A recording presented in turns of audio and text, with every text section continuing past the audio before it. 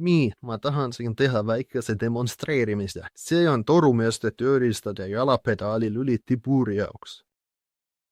See on nende kandja. See on 98 jalga, nende 8 kaablit. Ja see tõepoolest pöörleb. Ma ei tea, kas ma seda soovitaksin, kuna see on tihedalt keeratud nii pika kaabli jaoks, aga see tõepoolest pöörleb, aga minu peamine asi. Igaühel peaks alati olema kaubikus riidepuu mitmel põhjusel. Minu jaoks on see elupäästja, kui kunagi katkeb kett või unustan pingutada seadistuskruvid ja need kukuvad maha või midagi sellist. Või kui sa puhastad mõnes hapes või midagi sarnast ja kaabel kake. Aga ma võtan sõna otseses mõttes riidepuu, teen sellele väikese silmuse ja lükkan selle otse läbi ahelate.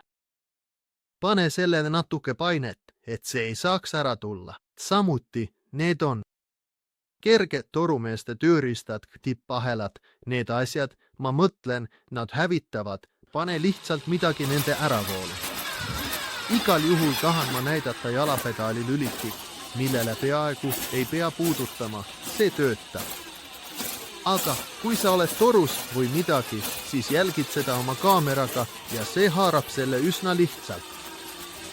Sa tead, ma teen seda mitte väga tihti, aga piisavalt tihti, et teada, et nii ma seda teen. Ma mõtlen, et see on parem kui tuhandete dollarite kulutamine taastamisriistadele. See on lihtsalt näpunäide, mida ma tahan näidata. Ma teen seda, nagu ma ütlesin, igal juhul, kui mul seda vaja on. Need on mõned nende torumeeste tööriistad, uued asjad. Mulle meeldib see. Need asjad töötavad tõeliselt sujuvalt ja on üsna taskukohased, seega soovitaksin neid kõigile.